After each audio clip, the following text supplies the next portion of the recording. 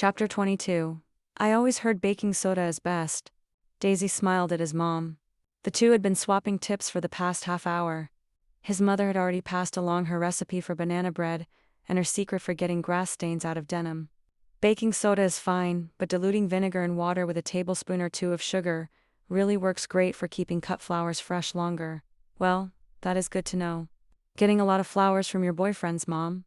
Elliot had meant it as a joke, but the way his mother's face turned pink told him he might have hit on some truth. That is none of your business, she said, smoothing down her long skirt. Funny how his love life was everyone's business, but his mother's was a secret. Daisy tossed him an amused smile. She had sold out of flower crowns in the first hour of the festival, and she hadn't stopped beaming since. Everyone wanted one to wear for the rest of the festivities, so now the sea of people around them were adorned by Daisy's creations. Then she joined him and his mother, and after their initial awkward meeting, the two had gotten along great. So well, actually, that Elliot had the pleasure of just quietly listening to them talk, without having to contribute much, which was one of his favorite ways to spend an afternoon. And his mom provided the perfect buffer to any lingering sexual tension. They had just finished watching a group of small children attempt to do the maypole dance. Despite Miss Janet's assurances at the last town planning meeting, it did not go well. She ended up having to cut one of the little boys free from the ribbons twisted around him, while he giggled manically, and the crowd held its breath. It was very dramatic. At the moment, Elliot and Daisy and his mom were eating funnel cake and waiting for the crowning of the May Queen. It seemed most of the town was crowded together in front of the makeshift stage in front of the town hall. The sun was setting, and strings of white lights around the stage had just flickered to life. The finalists were a middle-aged man named Andy Gladys, from the diner, and Kira. Bennett cheered wildly from the front row as all three contestants smiled and waved to the crowd. Anyone in town was allowed to enter, and these three had made it to the final round. Daisy nudged him with her elbow. "Did you place any bets?" Elliot chuckled. "Not after got called out for voting for Gladys." The mayor stepped onto the stage. "This is so exciting," Elliot's mom whispered. Daisy giggled as she pulled off another piece of funnel cake and popped it in her mouth. Elliot's attention snagged on the powdered sugar that dusted her bottom lip. He wanted to kiss her again, and again, and again, possibly forever. But he would settle for tonight. He knew Daisy didn't want forever, no more relationships, but she had offered other things. She ran her tongue over her lip, cleaning off the sugar and leaving behind her glistening pink mouth. God, he wanted her. Again, the intensity of that feeling threw him off guard. Had he ever wanted anyone the way he wanted Daisy?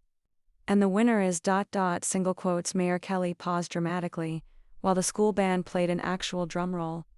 Elliot tried desperately to pull his mind out of the gutter, but what was it that Jack said about Beltane? It was when everyone hooked up. Could Elliot survive hooking up with Daisy? The other night had nearly killed him. What did he think would happen this time? He would walk away unscathed. Impossible. "Andy Sinclair, congrats, Andy." Andy beamed as the mayor put the May Queen sash over his head and replaced his flower crown with a bejeweled plastic tiara. "Yes," Daisy cheered beside him. "I just won $50. "That's wonderful," Elliot's mother said. "Doesn't he look lovely?" She smiled up at the stage where Andy was doing a victory lap, and Kira and Gladys were hugging and congratulating him. "I told you," Daisy said, turning to Elliot. "You enter enough of these things and you're bound to win eventually. So keep that in mind for next year," he said, just so he could hear Daisy laugh again. She didn't disappoint. "I want to thank our contestants. The runners-up will receive gift cards to Mac's Pub to drown their sorrows," Mayor Kelly said over the din of the crowd, and Kira cheered. "Thanks to everyone who voted and donated, we were able to raise almost $2,500 for the Children's Hospital." After everyone was done congratulating themselves, the crowd began to disperse, heading to the food trucks to refuel, or to Mac's booth for drinks. "Well, this has been fun," Elliot's mom said. "But I'm beat. I'll leave the nighttime festivities to you two. When everyone hooks up." Elliot's face flushed hot, and he was thankful the sun had gone down. "It was so nice to meet you," Daisy said, giving his mom a big hug, who looked at him over Daisy's shoulder. "I like her," she mouthed. He liked her too, and that was the whole problem. He'd nearly forgotten that half of his motivation in fake dating Daisy was to get his mother to stop worrying about him. Mission accomplished. His mother could officially return to Florida, believing Elliot was happily paired up. She could imagine him out on the town with Daisy instead of home alone.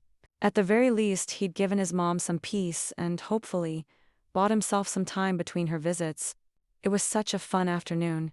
"Thank you for letting me crash your date," his mom said, giving Daisy one last squeeze. "I'm just glad we got to do it," Daisy said. "Me too. I'm heading home next week, so I'm glad we got this time." "I'll call you tomorrow, Mom," Elliot said, giving her a hug before she walked back to her rental car with one last wave over her shoulder. "She's sweet," Daisy said. "Yes, she is. I think we convinced her. Convinced her that this fake thing was real, but Elliot didn't need to pretend. He hadn't been pretending for a long time, maybe ever. Maybe Daisy didn't believe that he could fall in love with her. Maybe she thought he was following old patterns, but every second spent with her proved Daisy's theory wrong. And what was he supposed to do? Go date a bunch of other women just so he could come back to Daisy and tell her he wanted her for real, that he didn't like her just because she grabbed him that day in the flower shop? "Should we head to the bonfires?" Daisy asked. "Sure." She took his hand, and they weaved through the throngs of people, and Elliot wished he could relax. He wished he could hook up or make out or whatever the hell other people did just for the fun of it. He'd replayed their fuck buddy conversation a million times in his head since that night. He was sure he should have handled it differently, should have given Daisy what she wanted, settled for just sex. But just kissing Daisy this afternoon had made him want to drop to his knees and promise to be by her side forever. He wished he could detach from his feelings, but he couldn't. He liked Daisy. More than he should. More than he planned on. And in true Elliot fashion, he was blowing this whole thing up way bigger than it needed to be. And now that they'd made it to the night when everyone hooked up, he didn't know if he could go through with it. At least not without accidentally proclaiming his feelings for Daisy and scaring her away for good.